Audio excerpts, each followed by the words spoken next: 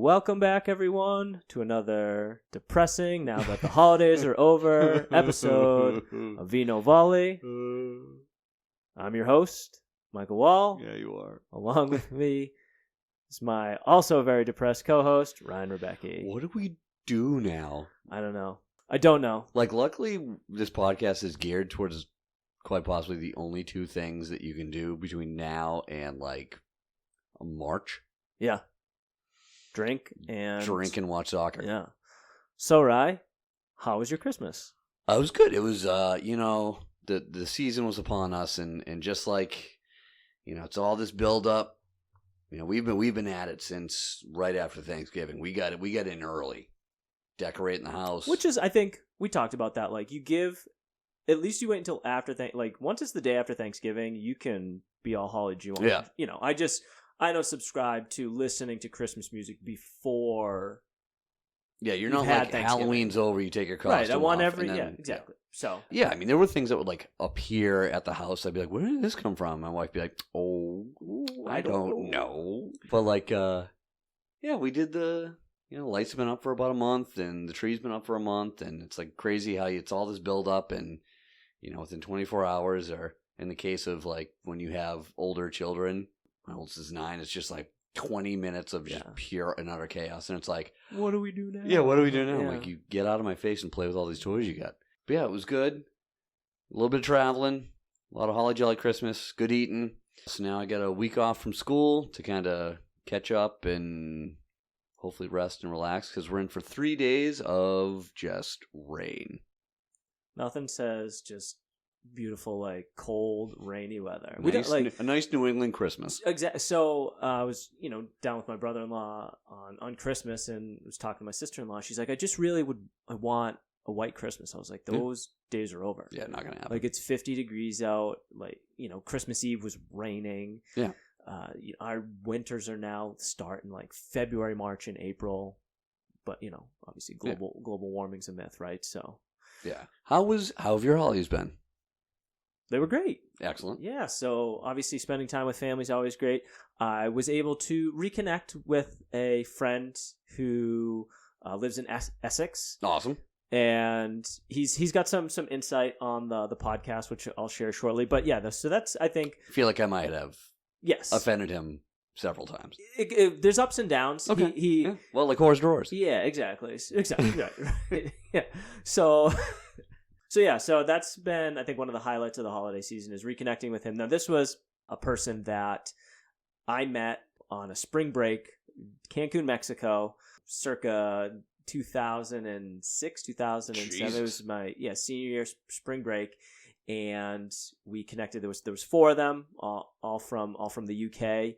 Hung out for like 3 or 4 days. It was just one of those things like you're like, oh, okay, like I'm never gonna see these people again. But we've, obviously.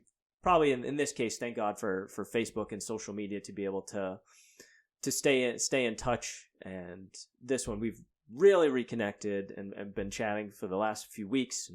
It's been great. And yes, he does have some things to say about your thoughts on the English people. Yeah. Well. First and foremost, like they all wear top hats at Christmas. Is that true? I have it on good authority that they do in fact kiss their mothers, regularly showing affection for the person who birthed them. So that might have been a misspeak on my part. Just a tad. Kissing their wives. Well, but I feel like they also call their wives mothers sometimes. I don't know. What? Maybe we'll just old world stuff. We'll use him for the fact check. The other part of it, which I found hilarious, was that he's talking. He's like, what? So he's been listening to the podcast. He's our gateway into the UK market. Yeah, I got to be a lot nicer. Yes, exactly, okay. Right? As we want this to grow. So he's our gateway into the UK market. He's hoping to bring some friends in and more people and get some exposure from that side. But he, was listening and was talking about, he's like, how do you guys, drink wine when you have the most amazing beer in the world over there? And I was trying to rack my brain, like where, because obviously we've hit the mother load of like the micro brews, and you're getting into the sours, like, so I'm like, all right, like I'm thinking like where are we going here? Michelob Ultra. Listen, There's Michelob Ultra has a soft spot in both of our hearts. there's a face for every ass. So it's so I mean, hey, whatever tickles your fancy, and yeah, like you were saying, we have a long and successful history with. And for our listeners who know the Game of Games caps, you know the thunderous reign we have had, and our beer of choice has always been Michelob Ultra. So I have a degree of respect for Michelob Ultra. 100%. But it's not like when I think of like, oh man, like that beer, doesn't even scratch the top 5. And then to the point I was like, oh man, well if you like Mich Ultra, yep, Cactus Lime, apparently you don't mess with perfection. So he's like, okay. Why? Yeah. Why would you? So he's a traditionalist. Loves his Michelob Ultra. I tried to work a gift package. Yep. But by the sheer weight, oh yeah, we mutually decided that a couple $100 to ship a 30 of Mich Ultra wasn't worth it. That is aggressive. So I think the goal is, as you know, on my bucket list is to go to Anfield to see a game before Klopp leaves. I fully intend, especially if I fly, Delta KLM, because I get a free bag anyway, is that my second bag will be a suitcase full of Michelob Ultra. Tits full of Michelob Ultra. Wouldn't it be something? Wouldn't it be? If, things come to fruition and we record an episode over there. I mean, that'd be unbelievable. There's a lot of moving parts there, but that would be awesome. Hey, a boy can dream.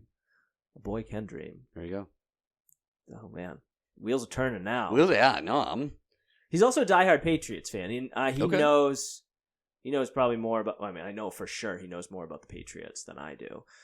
So yeah. Yeah, there we go. All right, so I gotta watch. So that was it was the kissing your mothers. You kind of started off on the wrong foot, but then really pick things up with your pick of Jack Grealish. That would have been Pat's pick as well. So there was, some, you kind of like, you mended fences there. To quote the 2006 Disney movie Brave, I've mended the bond. So talk about the Mike Wall Honesty Hour. Are you sure your years are accurate on any of those Disney movies? We had 1994 Mulan or 1996. Yeah, I was close. Aladdin, or this was 2006 Brave. You might want to check that one. 2012.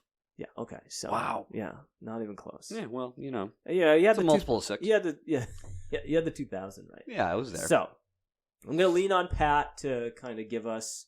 We're unsure. Mm-hmm. We're actually going to probably use him to fact check everything you say about the English people. Yeah, no, but he does. Well, I mean, with that being said, my only knowledge of the English people is like what I see in Muppets Christmas Carol. I don't even watch the Great British Cooking Show. I know. We talked after the Guy Fieri, Paul Hollywood thing. I have such little time for.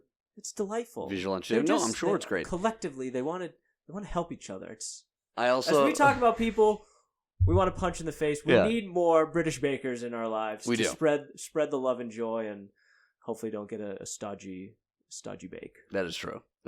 I will say, maybe it's just hard work and pure athleticism. Maybe it is the Vino Volley bump, but Luton Town. We got one living here in Luton Town. 3-0 since we reported on them. Maybe they're listeners. Maybe, just saying. I mean, I will say that they've been on a run, and glad that he's doing okay. But their captain, which thankfully, he was not one of the people we thought would get punched in the face. Like, I would have felt real bad for like this guy, and then he goes into cardiac arrest. But thankfully, he's doing well. But that we saw that with was it last season with the Buffalo Bills? Yeah. And they have a player go down, like you kind of galvanizes the team, and you could see after the Deron Harmon. Yeah, for the Bills. Yep. You could see when they played Newcastle, because that was such a huge win for them, but the coach was almost brought to tears because it was just like a big thing, and they've continued their run. So I was listening to, because I watched a lot of Soccer Today for Boxing Day. Yeah, I mean we're in like the meaty underbelly of soccer right now. This is like some of the best 2 weeks of soccer. Well, depends on who you if you're a player or coach, you hate this Oh, congested yeah, you fixture. don't see your As family. a fan, yeah, every few days. But they were talking. I think it was Rebecca Lowe and the Robbies were talking about it, and how they want other coaches like Klopp, Guardiola, and all those guys want Luton Town to stay up. They just like that team, like that coach. So we're pulling for Luton Town. Yeah. How many times over the last couple of weeks have the soothing, sultry sounds of my voice singing that song popped in your head? Because I swear every time I'm doing dishes, of like. And I'm, and then I'll do this, and then I'll just like it just strikes me. It was more than I would care for, and then when I'd finally forgotten it, you like an asshole just texted me it, and so then it just went through this cycle. Yeah. So thankfully, I've had during that time I had nice like Pentatonix Christmas, and to try and offset it, but it still just like creeps into my psyche. And then I find myself saying it, and I get irritated. So yeah, well, glad I could do my part. You sure did. So the couple things that we wanted to talk about. Yep. Mike Wall Honesty Hour, very short and sweet this week. Just to kind of a little bit of stats from the previous episode when we were talking about Bayern Leverkusen, obviously doing very well in the Bundesliga. Yep. And, that coaching style, that total football. So I did get at least the numbers because we weren't sure. We knew that Bayern Munich was obviously their total salary was much higher. A lot of money. Didn't have the numbers. So Bayern Munich's total bill, a wage bill, is just over $261 million. Holy shit. Compared to Bayern Leverkusen, which is just over $97 million. So huge disparity there, which is again it just goes to show, as there were Aston Villa, obviously they lost today up 2-0, but ended up losing to Man United 3-2, but have had some huge wins. Yep. And again, Unai Emery is a perfect example of buy-in to the system rather than that hero ball and how it can beat the Giants. Yeah. So just wanted to throw those numbers at you. Again, for those listeners, it's been a while. Did want to reiterate our social media outlets. Vino Volley 85 on Instagram. That's where we try and post the pictures of the wine we're going to be drinking, as well as the pictures. We try and find the good ones of the faces of the players we want to punch in the face, and then obviously the teams and the wines for next episode to keep folks engaged as well. That's the easiest way currently to gain access to the Vino Volley website from the bio page on Vino Volley 85, and that's one way to actually listen to it if you're not going to download, but it's also a way to gain access to our reviews of each wine, where we post both Ryan and myself score, as well as a link through Vivino, so you can get a picture of the bottle if you haven't seen it on social media to try and find it. And finally, you can always email us, which I think it's a little light. I'm gonna give that our faithful listeners. It's the holidays, wrapped up in the holiday, the love, and maybe they didn't want to spread the anger. So but we're hoping that it's Boxing Day. This is the most appropriate day. That's not what it means. Yeah. Anyway.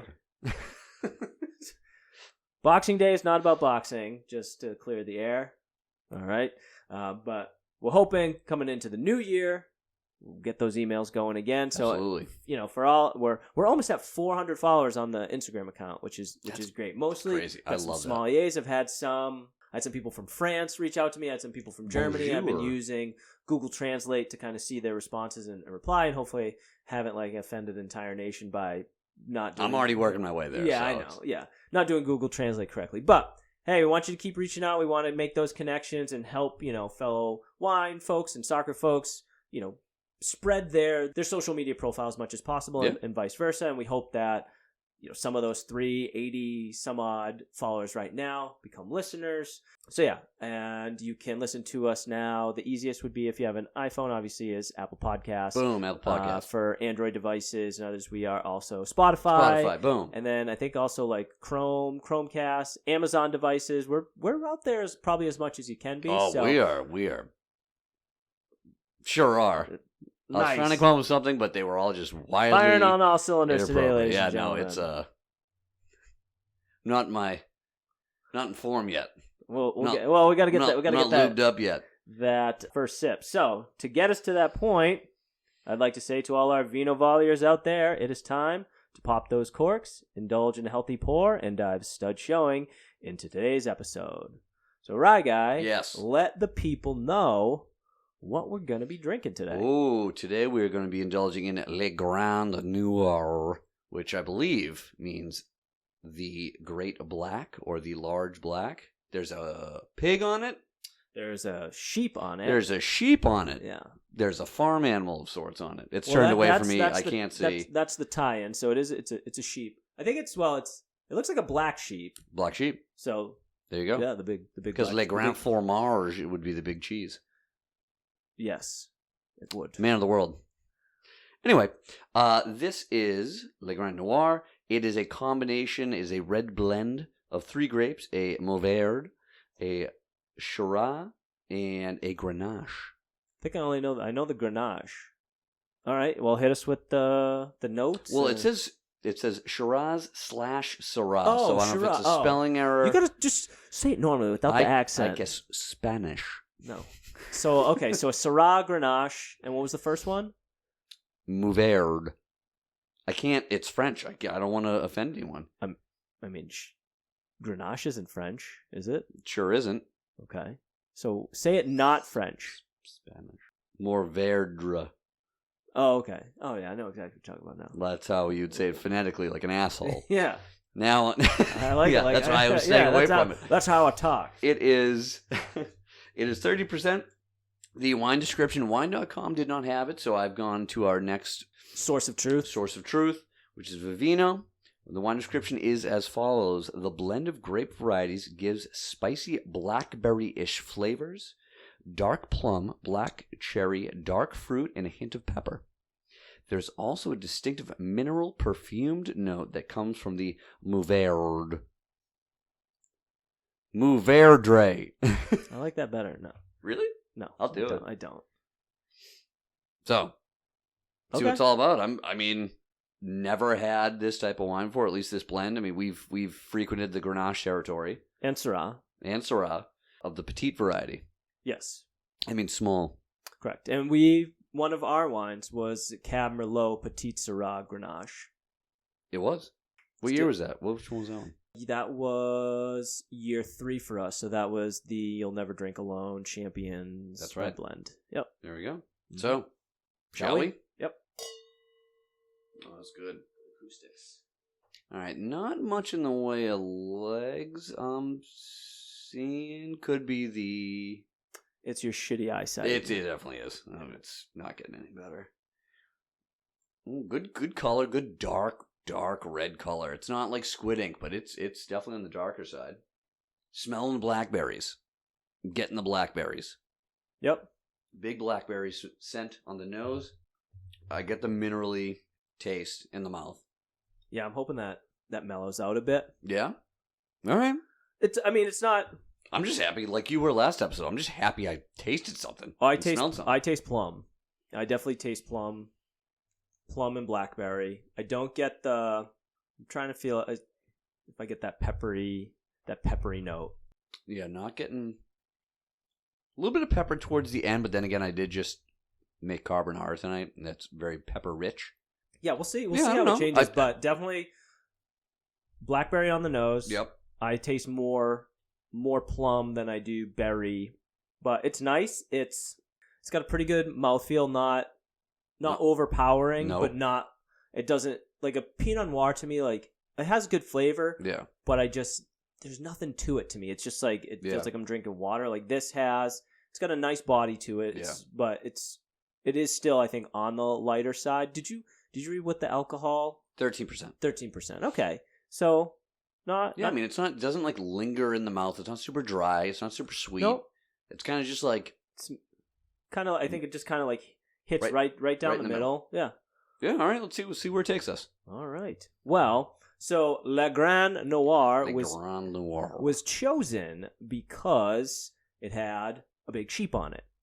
And lanolin, like sheep's wool. So, as we discussed on last episode, our tie-in to the episode was we're talking about the history of the scarf. It's a garment that is unique to soccer or old-timey race car driving and airplane flying. That is true, yeah. You need goggles for those, though. Correct. So in the modern era, it is the traditionally a garment that you only see for soccer. So we thought it'd be nice to talk a little bit about it, talk about the history of it, talk about our appreciation of it, what we like about it, and maybe a little bit of how it's evolved, as the game has moved to regions of different climates. Yeah. So with that, let's talk about the history of the scarf. Let's talk about history.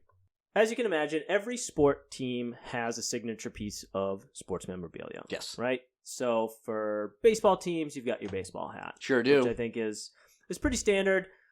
Football fans, you can rep your jerseys, which I think you could probably say for more than just American football. Yeah, pretty much every sport you can run a jersey or replica uniform. Yeah, I think baseball, you're probably going to see more people with a Red Sox hat than a Red Sox jersey.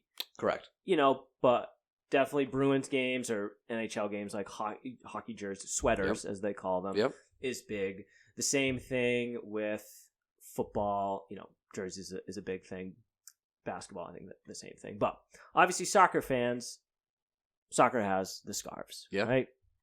So for those, if you've ever sat in the stands of a soccer game, it is impossible to miss the sea of soccer scarves, which I think is probably one of the most beautiful things about the game. Yes. And I think for people who aren't familiar with soccer, and it's a shame that a lot of the networks here cut out the walkouts or right before the whistle, while they're doing their last preparations and stuff, or doing the handshake line, seeing a sea of scarves and banners. It's seeing that, I think, would resonate with people to be this means so much to these people versus just they're just going to kick a ball around for the people who don't understand soccer or, don't understand the importance not only as a sport, but as a culture and tradition. Of course. I mean, as both of us Liverpool fans, historically, Anfield, the atmosphere is one unlike any other. Correct. And it's because of the fans. It's because the sea of fans with the scarves, with the banners, singing the songs. I guess that's another thing that we, can tie in as we're talking about scarves, because I think it's just the uniqueness to the sport is. So I want to hit upon that. But again, it's just the atmosphere. It's completely different. It just it wraps you up. So, whether you see them wearing it around their neck or high up in the air above their heads, as I have the This Is Anfield scarf, which I will proudly parade around my head when singing You'll Never Walk Alone. Yep. So the question is what are the different reasons for the scarf? So a couple of the simple answers are team camaraderie, right? You want to support the team, support the players on the field. So now, we'll talk about the history, but nowadays you'll see scarves that have players' faces on them. So I actually just saw it where Man United game, Højlund scored his first goal. Yeah, right? Yeah, first goal in the Premier League, and sure, they pan to this little kid absolutely going batshit with the Højlund scarf. But again, so it's, you can, instead of buying, the other thing is they're affordable. So that that's a big thing, right? So do it for team camaraderie, support a player for your love of the game. Yeah. But I think part of it is if you wanted to get one, instead of spending $100-something on a jersey, you can spend $30-something for this scarf, and it's almost more so, I think, brings you into the atmosphere of the game than just having some it weirdly legitimizes your following and fandom. I feel I just got one not that long ago, and this feels as like a final chapter to the garb and fandom that now I have a legit a legit scarf. Yeah, so I mean, my cousin got me this one when he went to Anfield years and years ago, when I was just starting out as, actually I could probably say decades ago at this point, starting out as a fan, and it was my ritualistic. It was I had to have it on every game. Yeah. And it got to a point because depending on playing in Europe or just like we're talking about the congested fixture where your midweek games, I was known for like when I was in the office, if there was a game, like I'd have my scarf, I'd bring it into the office with me, I'd have it draped over my chair, and when it was game time, like it went on, like it could have been 90 degrees because this thing is heavy. Yeah, it's like it becomes ritual. And it's just like I felt like if I didn't have it on, like I just I wasn't in the moment, so I'll be 90 degrees and my neck will be sweating bullets, but I will have this draped over my shoulders. So the question is, where did it all begin? Where did it all begin? I want you to tell me. Oh, I'm going to tell you. Okay. All right. So initially, the scarf started in the form of ribbons, lapels, and eventually it evolved to basically your team, turning into your team colors. So it's funny because the jump to the scarf came out of necessity, not innovation. It wasn't like, hey, let's do something different. It was that it's fucking cold. It's fucking cold. Yeah. Basically, when fans were going to the games, and in those times, traditionally you'd have like, they'd be wearing like the black coats. So it was a way for fans to distinguish themselves from neutrals, who were just there a one-off. We're talking, season ticket holders, and more importantly, the opposing fans. So it began, and still for the most part is a functional piece of apparel to show fandom. Correct. There you go. Yep. The scarf phenomenon, started in the early 1900s and obviously came out of the UK where fans needed a way to stay warm without sacrificing their team spirit. It was there that the idea for team scarves was born and, kind of continued through the 1900s. Again, as I was saying, there, typically it would be black coats were commonplace and, you wouldn't be having hats. A lot of hats. Yep. Team jerseys weren't really a thing, or so like even if you had a team jersey on, you're not going to see it under the coat. So this was a way to be able to easily display your affection, your support for the team, and not freeze your knickers off. Yeah, I mean, plus like the jersey's just going to get covered in what I would assume is just like coal dust and soot. Because of the industry? Yeah, industry. That is accurate. That's okay. Yeah, no, I'm not taking a dig into it. I'm literally just saying like London doesn't have a great like pollution history. So traditional soccer scarves have some common characteristics. So originally, as yours is, which we'll be posting a picture to kind of drive it all home. But originally scarves were striped, alternating the team's colors. Yep. So Rye's got a beautiful, which is actually just one of my favorites, red and white. At first, they were called granny scarves because these weren't mass produced. It was your grandmother would have, probably out of wool or some warm material, knit you this scarf to wear to the game. So then it's obviously evolved to this day. The stands of one of our rivals, Arsenal, are filled with fans still wearing the red and white alternating colors. So fuck Arsenal. Fuck them. Yeah. All right.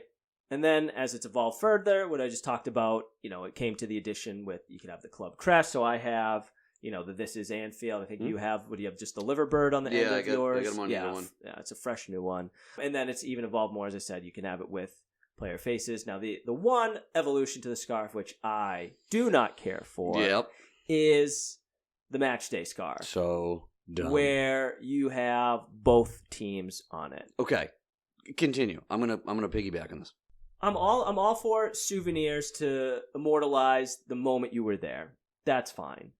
And if you, again, we're talking about cost effective, if like a poster or like, something else from the game wasn't what you were looking for, I guess a scarf is fine. But don't fucking wear it. I would say you either throw the colors on to support one team or the opposing team. Or if you are truly a neutral, just don't wear it. Yeah, it's like wearing the band's shirt to their own concert. It's like something. It's like done in bad taste. It's that guy, as they call it. Yeah, and like I see it. Like I feel like kids do it a lot, but then like shame the parents are being like, yeah, throw this scarf on we just bought. Like it's something you hang up in your den or in your office, right, in your man cave or whatever, and like it stays. Excuse me. It stays there as like a memory of that game. Like, hey, you were there, but like, are you gonna wear them? Like, I was at this game. I bought it at this. Like, it's not in good fashion. Both.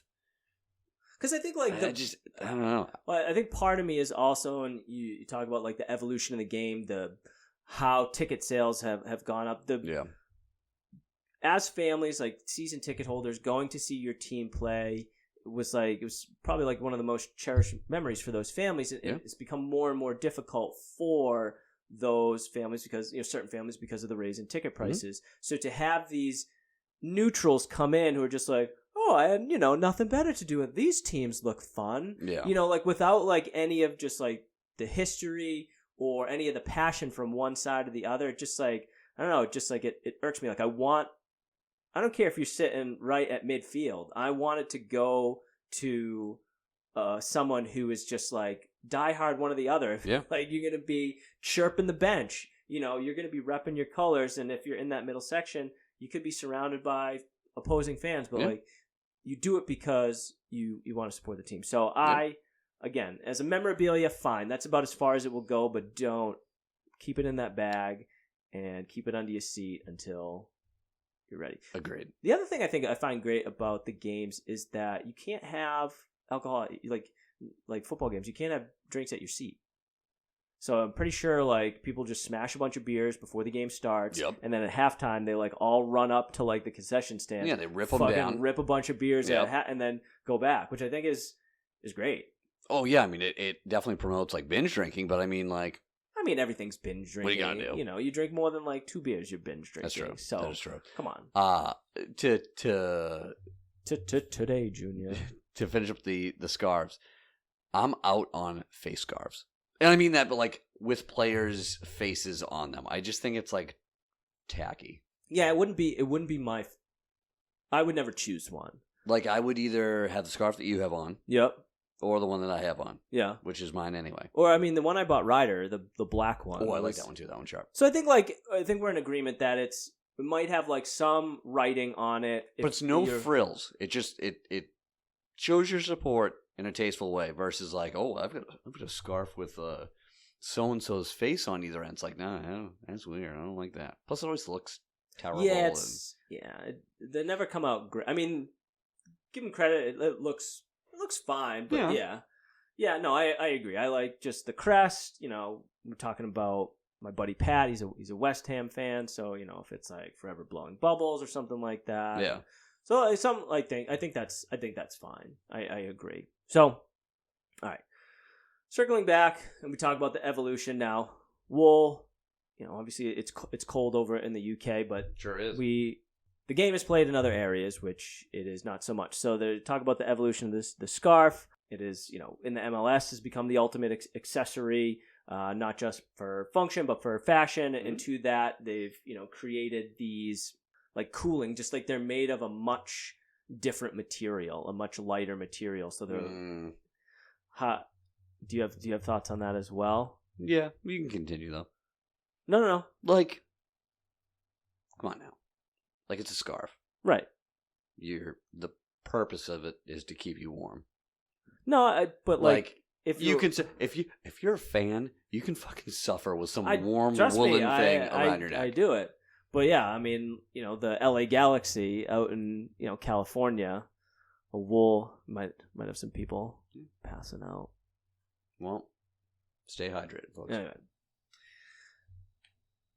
But the beauty and what makes the soccer scarf so unique is, again, the endless opportunities for designs. And as we said, the relative low cost compared to jerseys and other collectibles. Like, I mean, even hats. I think like a good baseball hat is like over $40. Yeah, I think the last one I got was like, I always buy my stuff on like Super Sale. And I usually buy like 3 or 4 items at a time. So not really saving money, but... Yeah, I think it was like $35. Well, the one I bought because it was a W, so it was like for Wall was the Woo Sox hat for the Worcester Red Sox. Oh, you're saying a baseball hat in general? Yeah. Oh yeah. They started at 35. I think the last like new era snapback I bought was like 42. Yeah. Yeah. Well, I mean, snapback, and then you get into fitted. It's just it's. So, And then obviously we don't much care for them, but the collectors, they keep scarves from a single match, known as the half scarves for display, which is fine. Display it in your house, just don't wear it in the grounds, or you might get strangled with it. You might become numero uno most punchable face for that game. Many fans have scarves on display, commemorating moments in club history, such as cup finals and trophies, whereas some fans simply have a couple simple scarves for their favorite club with their favorite club's name on it. Yeah. And I think that's, talked about the scarves. I think also as we kind of tied in the uniqueness of what makes soccer unique is also the songs, which I fucking love. It is great. Like, I mean... And that's a whole episode in itself.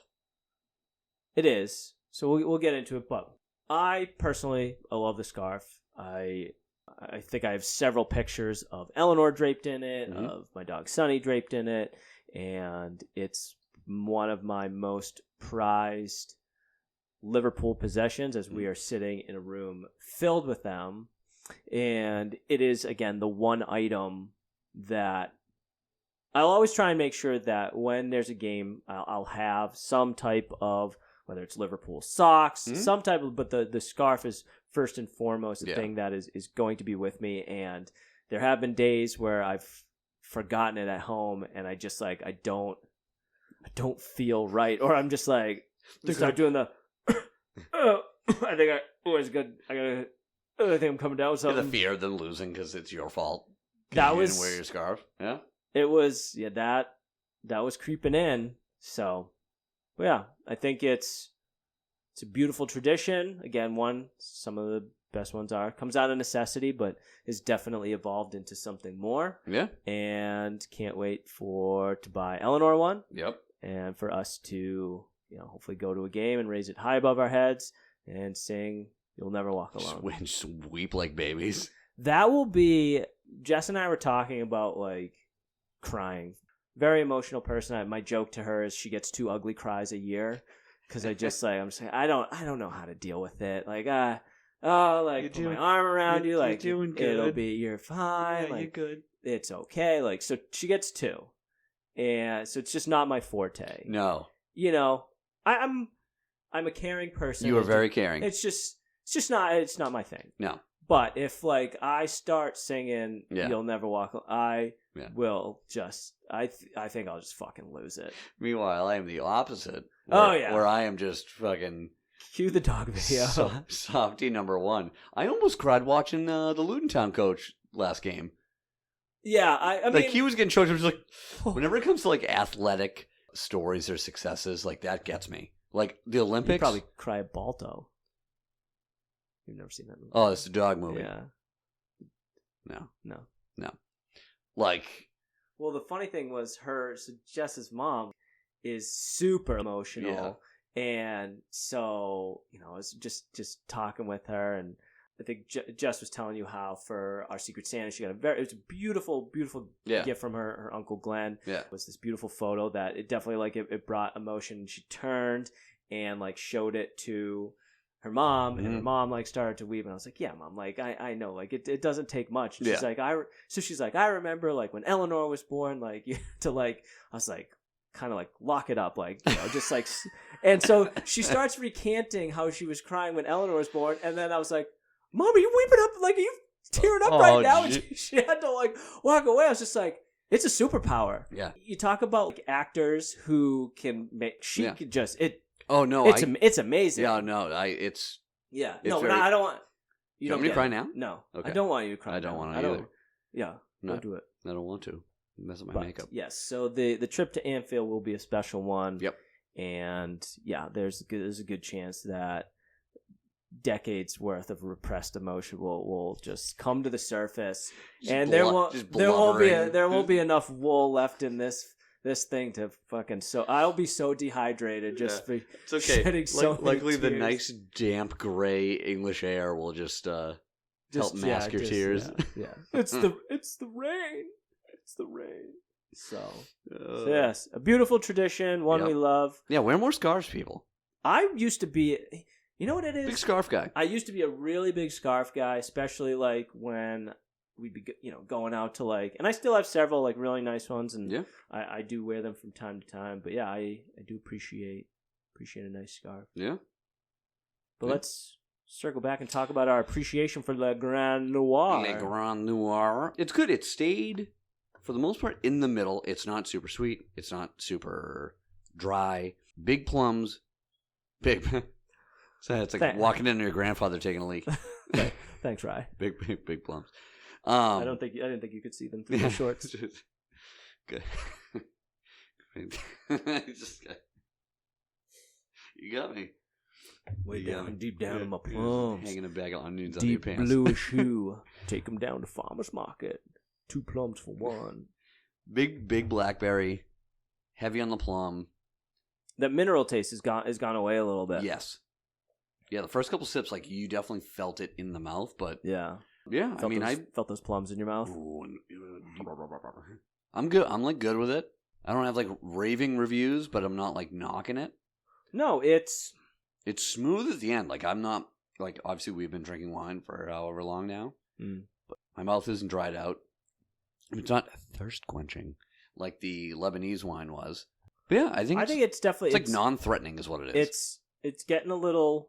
I'm getting a little dry on the very end. Okay. I can feel it on my tongue. But usually you tend to dry out faster than I do. Mouth-wise, you usually pick up on the dryness. Yes. You're also chronically dehydrated. Correct. Yeah, not I. I drank maybe 16 ounces of water today. What? Yeah. And that was only an hour ago.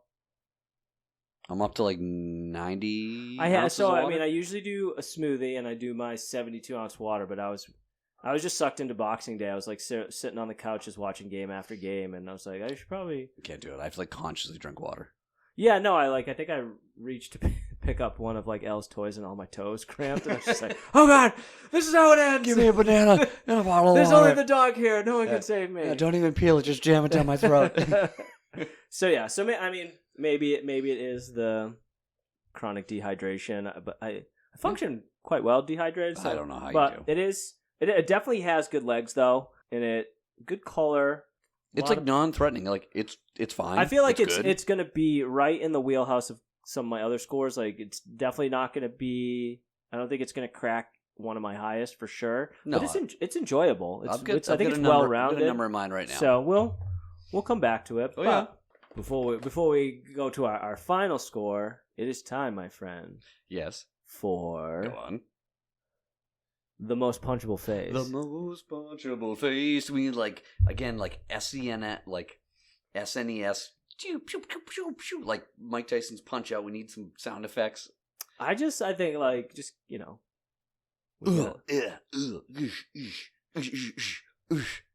So we can splice that. We're not gonna. I'm probably just gonna cut that out. I said we. Yeah. Yeah. Do you even know how to splice? Folks at home. Rye just shows up with a pretty face, a smile, drinks some wine, and then fucking skidoos. Yeah. And then I'm in the editing booth. But just in the lab. Hey, you know what? It's a good system. I don't want too many fingers in the pot. But yeah, so we are going to be talking about none other than the dumpster fire of Chelsea Football Club. Man, you love to see it happen. Yeah, there are a few teams that I hate. Okay. Obviously as a Liverpool fan, Everton is obviously a big one, but I'm not from the area, so yeah. The rivalry is lost on me a little bit. Justin, my brother-in-law, is a Man United fan, and I don't have any true animosity. Right. I watched them today. It was a good game. I don't have any strong feelings one way or the other. Yeah. There's a lot of teams out there like that. Chelsea and Manchester City, I fucking hate because I just think they're cheaters, and I just want them to fail. I just feel like the name Chelsea, the team name Chelsea, just seems very pretentious and very it just seems oh yes, Chelsea Football Club. It just seems very high nose. I just don't. Yeah. I don't care for it. And the fact they spent $600 million at the very least on players over the last year. So what's that? How many cycles is that? Transfer 3? I think it might have been 2, because it was just Enzo Fernandez Yeah. was. I don't know if he was January. He was the January transfer window. Okay. Then Moises Caicedo was over the summer, Moises. and that was like 120. I thought Enzo was. I mean, obviously it's over a prolonged period of time, but I thought he was around like, like 200. And then Roman Lavia, they bought. I don't even think he's seen daylight. They bought Modric for whatever it was. Yeah, they've spent some money, and it couldn't be working out better for them with all the money they spent, because they are happily like sitting in 12th or so. Hit me. Total spending summer of 2023 stands at approximately £435.5 million. That's just the summer. So pounds. So yeah. So they're give one. Yeah. It's incredible. And to see again, money not buying success just gives me the greatest joy. Now again, Pochettino, who I think is overrated. Okay. He's fine. Hasn't. But the fact that he's had the stones to be like, we need to buy players in January, is like, swiftly go fuck yourself. Yeah. Yeah. Unless you're gonna unload some of these like £100 million signings, like you can go pound sand for all I care. Correct. So there are a few players that I would happily punch in the face. Now, we did talk about the holiday season. Oh, we do have some write-ins. Oh, nice. Fantastic. Man, they came in late. Yeah, we appreciate all of the write-ins. So we do have 2 from our fans. The first one is from repeat offender, punch in the face, Jess. And Jess, short and sweet, straight to the point, no brainer, punchable face, is none other than Raheem Sterling this week. It's mostly the way he runs, but also his dumb facial expressions. Cheers. And we'll circle back on that. We'll circle back to that one. So thanks, Jess, for writing in with Raheem Sterling. Patrick wrote in. Oh my God, here we go. Hello from the mighty England. Love the show. Complete virgin with wine, so looking forward to tips. When I've had wine in the past, I feel like I look like Gilbert Godfrey. It could be blindfolded with dental floss. On to Chelsea. Prob's a good job. I missed the scum Tottenham episode. Most punchable. He is a West Ham fan. So wow. He went for it. Cole Palmer. I mean, fuck, that kid's ugly. Pochettino. So much hype. Lost a one-horse race with PSG. Don't get it. Reece James. Cocky cunt. I hate how he shouts at players taking penalties. Honorable mention. John motherfucking I'm a complete cunt Terry. Frank Lampard. Just that. No other words, just Frank Lampard. Dear God, Aspilicueta, Mason Mount, to name a few. As it's 2023 and we're all about repping women, love Emma Hayes, and the Chelsea team is mustard. Very good over here. Saying that, add Fran Kerr to the list, and Mother of God, Lauren James, and all. I will agree with Lauren James. I saw her in the Women's World Cup, where England had a good chance, and she stomped on the back. Curb stomped. Yeah, and she did it again in a club.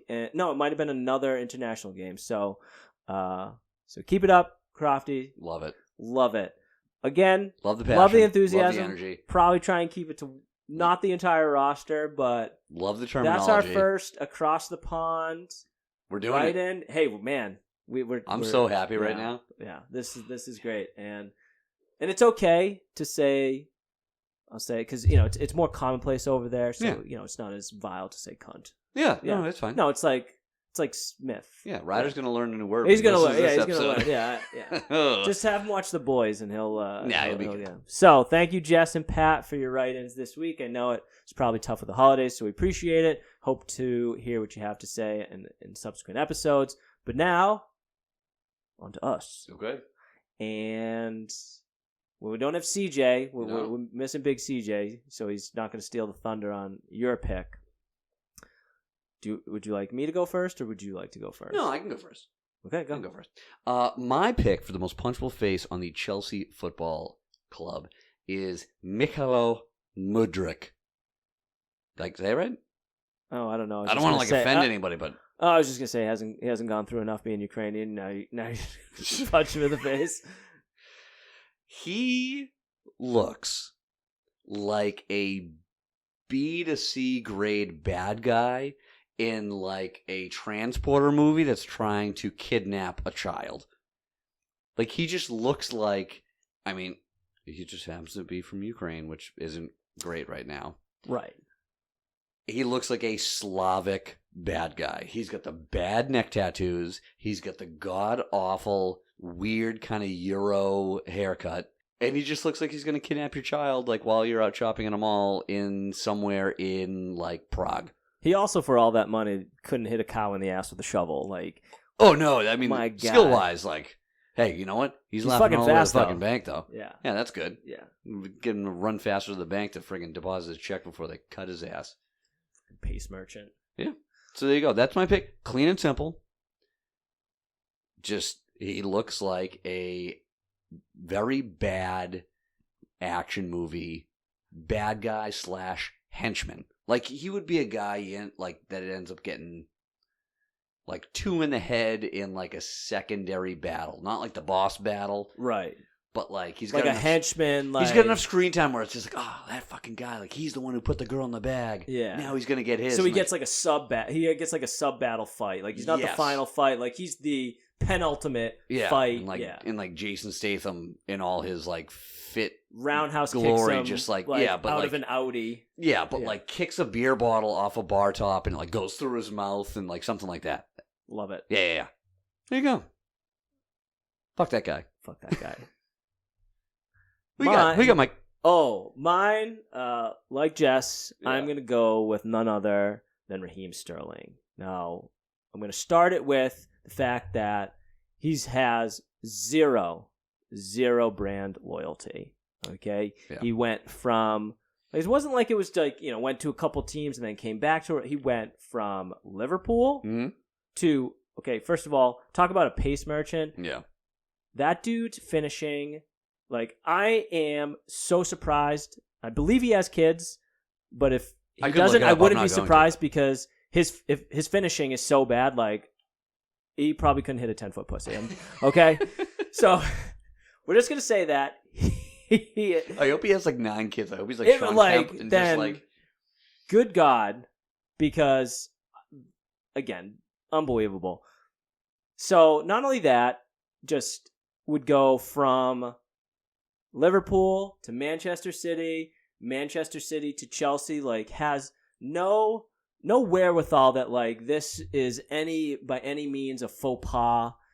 And the fact that he runs like a velociraptor that has rancid diarrhea and is desperately trying to make it to the toilet. Like he's just got the little arms. Well, yeah, it's just like it's not a very masculine run. no, he runs like Velma from Scooby-Doo. Yes, somebody actually made that reference on social media. I was like, oh my God, that's so good. And if I find that clip, and our phones are always listening, so it'll probably pop up on my social media, I will tie that into the post. Does he not have any kids? I don't think he does. Well, then that makes sense because he probably can't find it. Oh, sorry, 1 daughter, 2012. But anyway, I'm like shocked that he could actually find it and hit the spot because middle name Shaquille, named after Shaquille O'Neal. He's the ultimate guy. He's so bad at finishing that he could fuck up a wet dream. Jesus. Yeah. So like the Freddy Krueger of soccer. Is that's what you think of when I said wet dream? No, just dreams in general. Oh. Like messing up a wet dream. Sure. Yeah. So that is my pick. That's a good pick. And there's a lot. Like, I remember it was Sterling, it was Suarez, it was Sturridge. And those three, they were the pre-Mane, Salah, Firmino. Like, obviously that Sterling had a few goals that year. It was mostly Sturridge and Suarez. Then obviously Suarez leaves, and Sterling was there, and he had so much potential, and just he can go far. He won the Golden Boy Award in 2014. Good for him. Yep, I read that too. He's a golden cunt. Golden. Now that Pat's opened the door, it's just like, here we go. I was gonna say, there's Velma running like Velma, just it is. It's all in the arms. Or like I don't know if he's actually fast. He is fast. He is fast. Okay. But kind of like also looks, it's like an old woman like shuffling. Like maybe he was just always so fast, and I thought it was a gift that people are just like, take the good with the bad, and like no one ever fixed it.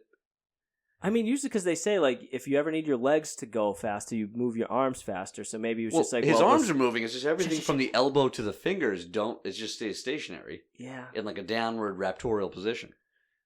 Just pure Velociraptor. Again, though, Velociraptor with the trots. Yeah, they can open doors. Which again, for our audience, I said the trots. Obviously, you kind of know the context now that I've said it. But if I didn't, we'd love to hear if you actually have heard that before and knew what the trots meant. Yeah, the runs. Well, yeah, I mean, but we've done the poll, and it's not as clear cut as you think. There's certain people that have not been privy to that great. Yeah, well, they're going to learn something today. They're going to learn something today. So that is our pick. That's my pick for Chelsea Football Club. Good old Raheem Sterling. Clean and clear. Clear soul. That's what that was. I feel like we were in and out on that one. It was passionate. It was straight to the point. Yep. Yeah, no, I feel good. I feel like my conscience is clear. What team do we want to punch? Oh, I think for our next episode, I think we should physically and verbally assault Sheffield United. Okay. Why? I don't know. They're going down. Sure. Like it could. I went back and forth. Like we did Luton Town. Yeah. They're not staying. Sheffield's not going to stay up. No. I mean, Burnley's not going to. At this point, the three that came up are the three going down, right? Because it was Burnley, it was Luton Town, it was Sheffield. You thought with the 10-point deduction you had a chance, but Everton fucking lit an absolute fire and went on a tear and gave themselves such a gap. I mean, it's closed a little bit, but they're So, all right. Sheffield United it is. Yeah, let's do it. Yeah, let's do it. Because this would be another one where like we very rarely watch them play. So this is one just based purely on physical appearance. Which is some of our best stuff. Yeah. All right. Sheffield United is. Sheffield United. It has no connection to the wine we're going to be drinking next week. Do you want to give the final thoughts on this wine? Yeah, let's do this one. Let's wrap this one up. Okay. Again, fairly non-threatening. I think is getting a little drier, is getting a little more tart as it opens up. Still really big plums. And not just like the sweet part, like the whole plums. The whole, you get it. Getting a little tart, getting blackberry. Didn't get the pepper, but I did get the mineral feeling the first couple sips. I did too, but as it opened up, it mellowed out. Yeah. So. Yeah, I think this is a quality drink. It's fine. I'm going to go 7.7. Like, it's good. It's middle of the ground. It's non-threatening. I think most people would enjoy this and be like, no, that was good. Yeah. I'm curious, can you look up where that grape, what was the one? Monostrat? Or no, that's a... Monostrat's a suppository.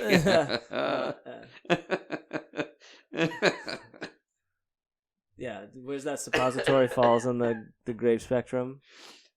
It's because I mean, Syrah, or the Shiraz or the Grenache. I like those two. I'm curious where that grown widely in France and Spain. They believe it is originated in Spain. Spanish. And this is a long... We're not going to be able to drink Spanish wines anymore if you keep doing that. It's often blended with Syrah and Grenache to improve the quality by adding warmth and fruit. So I think it's high in tannins and very fruit forward. Okay.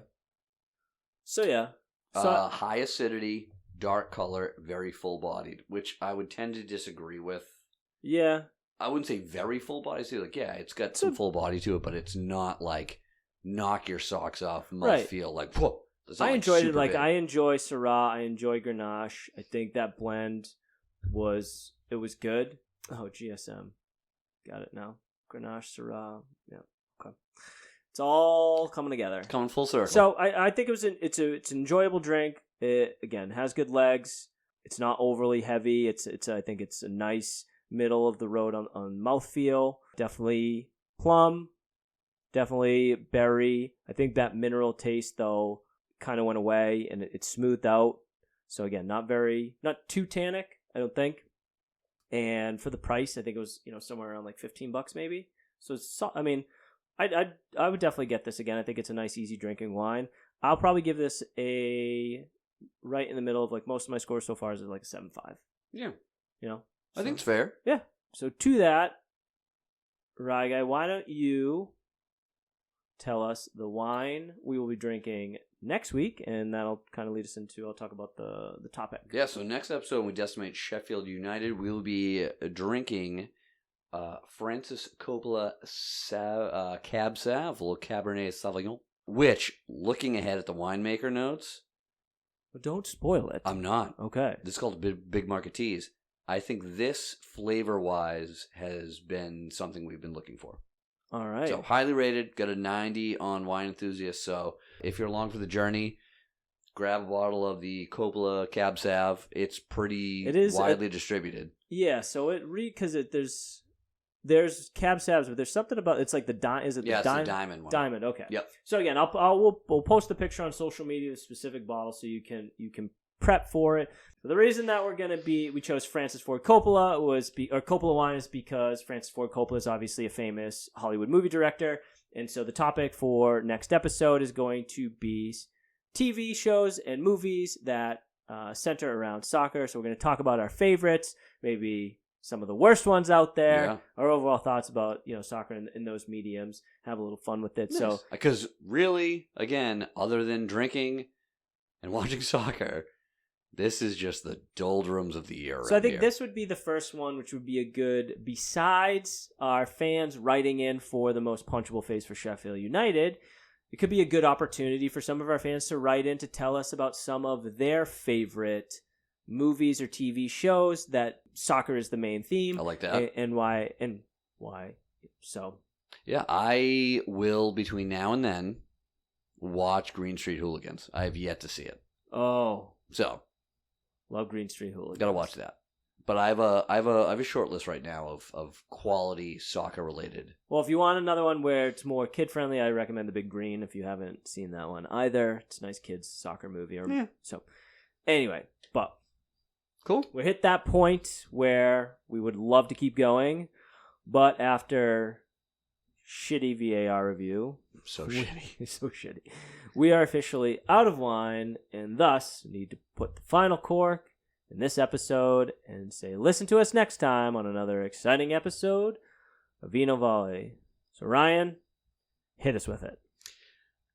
Folks, it's a weird time of year. Take care of yourselves. Have a laugh. Join us. Listen to the episodes. Have a laugh. Drink some wine. Watch some soccer. And until next time, remember to sip and soccer responsibly. I bid you a Freddy adieu.